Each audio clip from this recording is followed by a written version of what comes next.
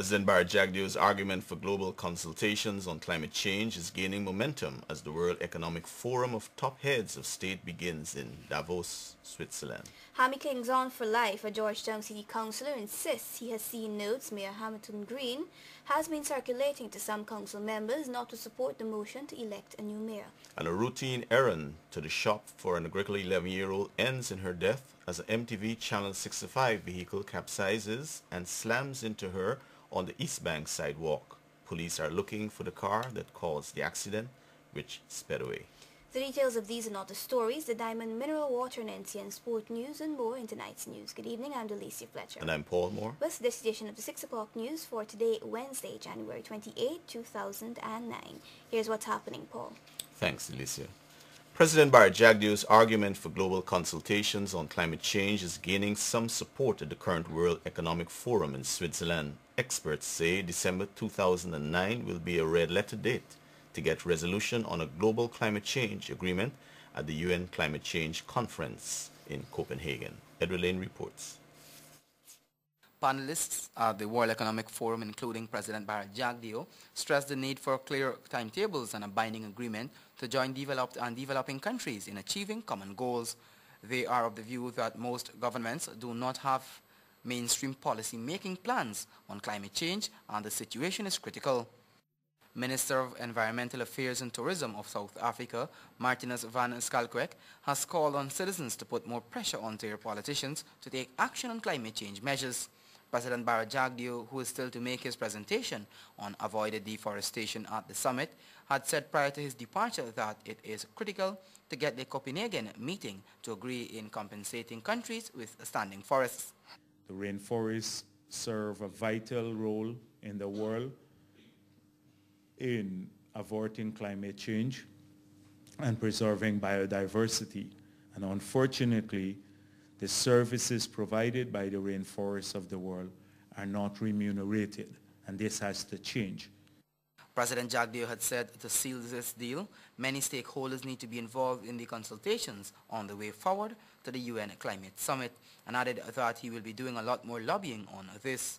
Jagdeo added that Ghana's position is gaining significant momentum globally and may be a key pillar leading up to the Copenhagen Summit. We have been doing quite a bit of lobby work.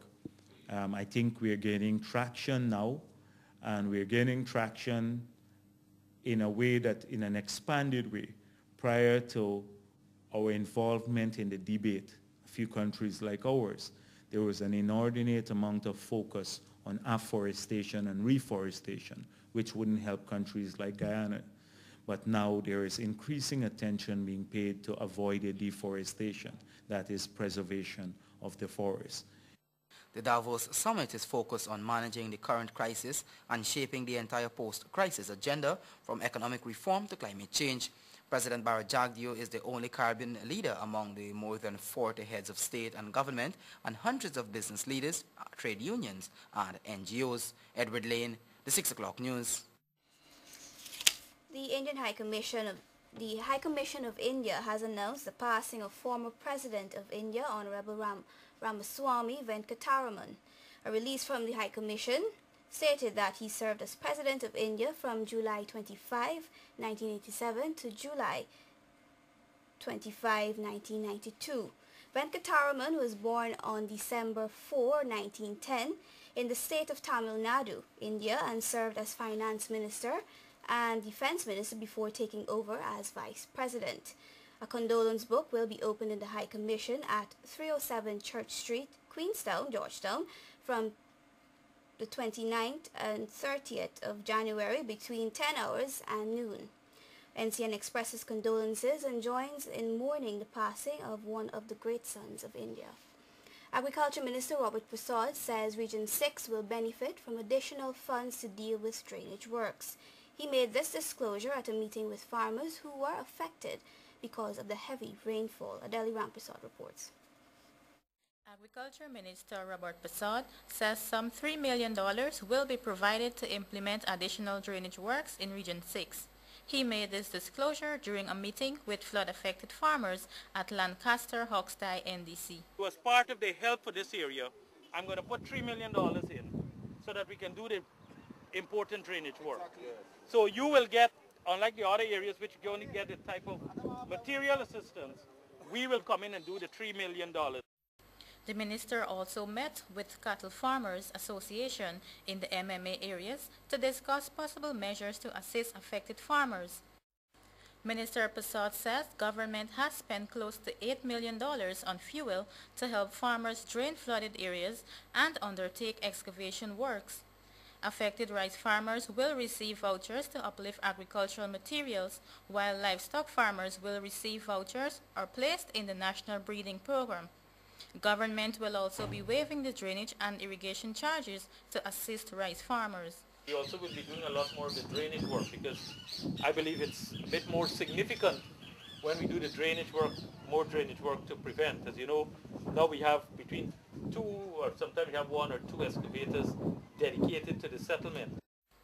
In the meantime, veterinarians are expected to visit the affected areas. Reporting for the NCN 6 o'clock news, Adeli Rampersad.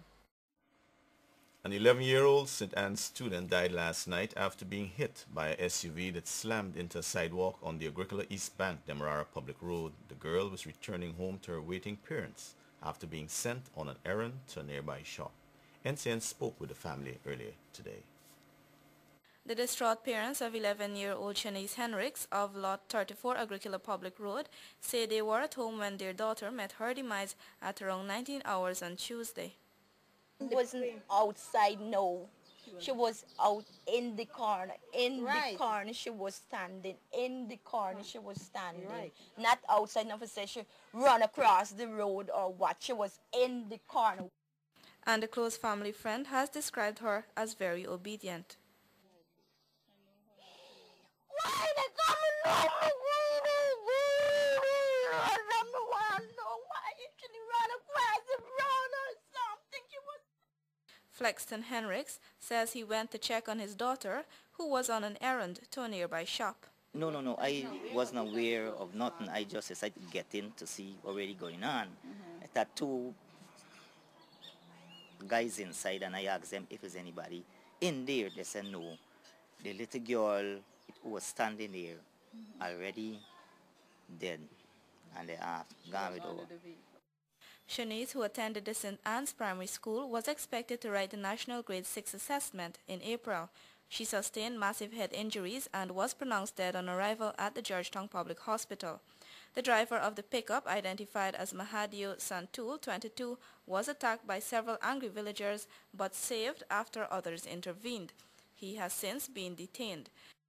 NCN understands that the driver was transporting News Update reporter Chad Ramsarup to MTV's Eccles office. A police traffic official said the pickup was heading at a fast rate south along the East Bank Demerara Public Road when another vehicle came out of Agricola onto the public road. The driver of the pickup reportedly swerved to avoid the vehicle and slammed into the sidewalk where the girl was standing, hitting her before overturning. The other vehicle, which came out of Brutus Street, fled the scene. Reporting for the 6 o'clock news, Natasha Smith.